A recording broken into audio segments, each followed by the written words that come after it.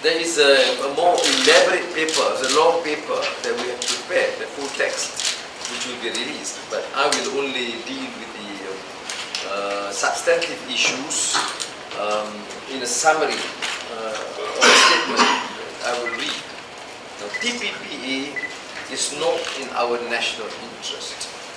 The Trans-Pacific Partnership Agreement, a proposed plurilateral free trade agreement currently under negotiations among 12 nations surrounding the Asia-Pacific region, has a combined GDP of over $333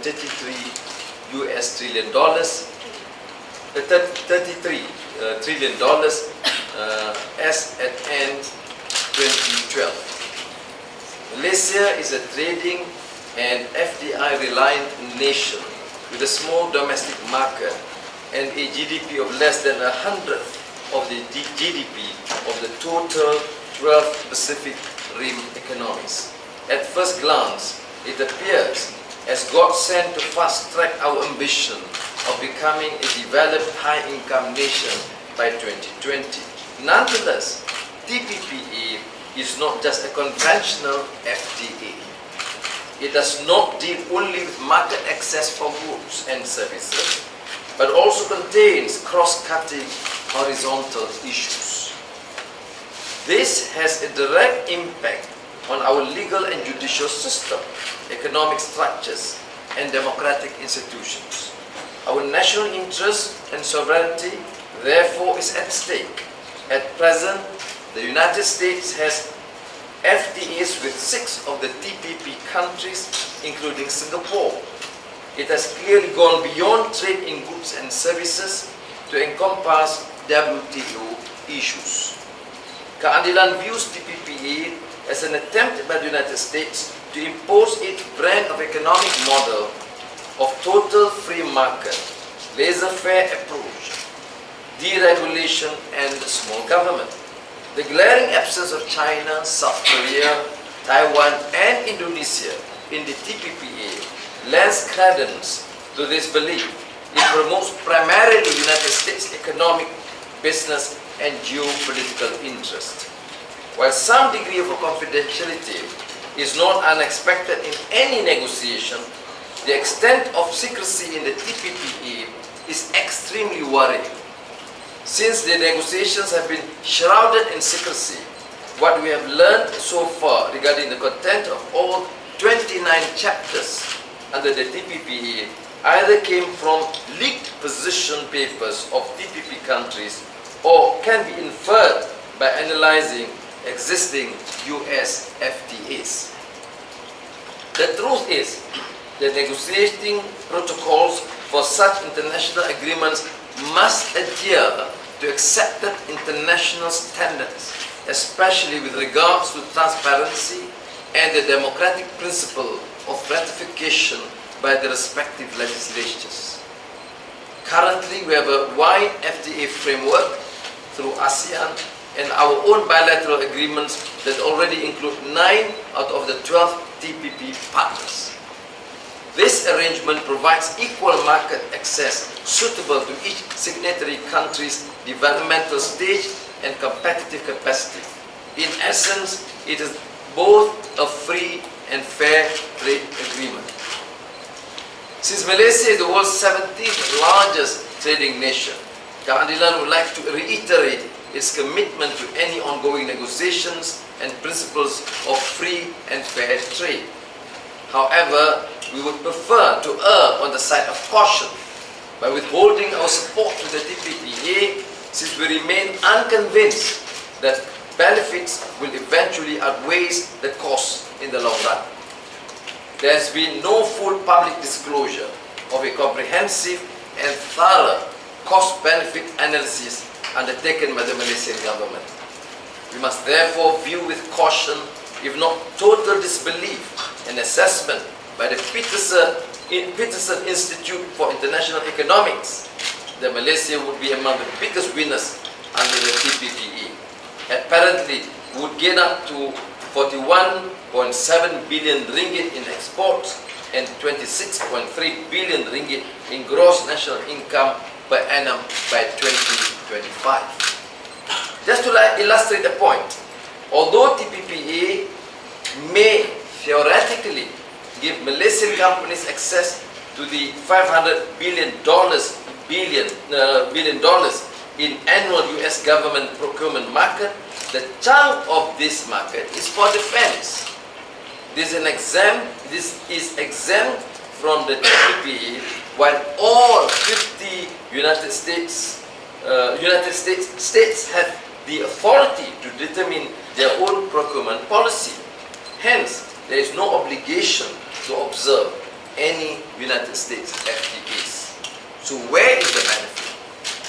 It is interesting to note that apart from the TPPA, the US is also in the midst of negotiating a transatlantic trade and investment partnership agreement, TTIP, with the European Union. The EU is committed to providing as much information as possible for the public, the media, and all other stakeholders as they move through the negotiations. They have taken the unprecedented step of making available to the public a number of the EU's initial position papers on various aspects of the negotiations and made available the list of the lead negotiators for all the areas covered by the process. Therefore, on this difference alone between the Atlantic and the Pacific regions, Keadilan holds a position that we should reject the TPPA outright. We must remain firm in this unless and until a comprehensive and impartial CBA and comparative advantage study are conducted. The results must be extensively communicated to the public. TPPA's key points made available to all stakeholders, especially our members of parliament. And the final agreement is duly ratified by our respective legislature. We cannot emphasize that any FTA, whether bilateral or multilateral, must be based on mutual benefits, taking into account the level of economic development, social needs, and competitive capacity of each TPP partner. While we agree about the need to push through the agenda of holistic reforms, Keadilan believes Malaysia's economic liberalization and market opening should be done at our own pace and according to our own needs. Taking into account major fears and concerns among the public, Keadilan would urge our negotiators during the remaining round of the TPPA to defend our rights and privileges, no matter how difficult and sensitive the issues. The TPPA at this juncture appears to be more lopsided to the detriment of Malaysia as a whole without significant benefits. Keadilan would like to reiterate that there is no valid reason why Malaysia should rush to sign the TPPA. While we would prefer the establishment of a parliamentary select committee, Keadilan still lobbied the move recently to set up a multi-partisan parliamentary caucus to protect the interests of all stakeholders.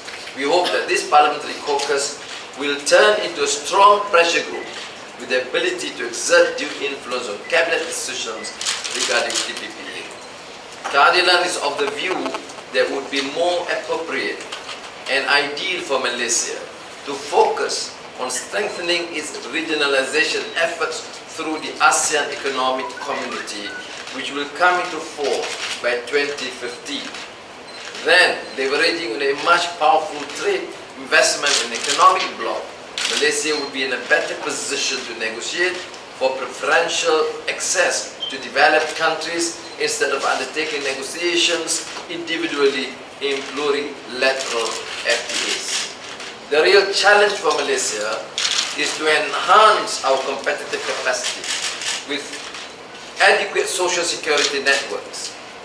Unfortunately, has suffered badly through BN's continued mismanagement of our economy, bad education, training and human capital development policies, along with the subversion of our democratic institutions. A more elaborate paper is attached herewith, full text for media release, because some of the provisions need to be well understood by Malaysians. So whole ending Obama visit, Malaysia will be further pressured to resolve this prior to the visit, and I think it is important that we defend again our national interest and not be pressured by any country, and certainly not the United States of America. Terima kasih. Ada soalan? TPPA dulu.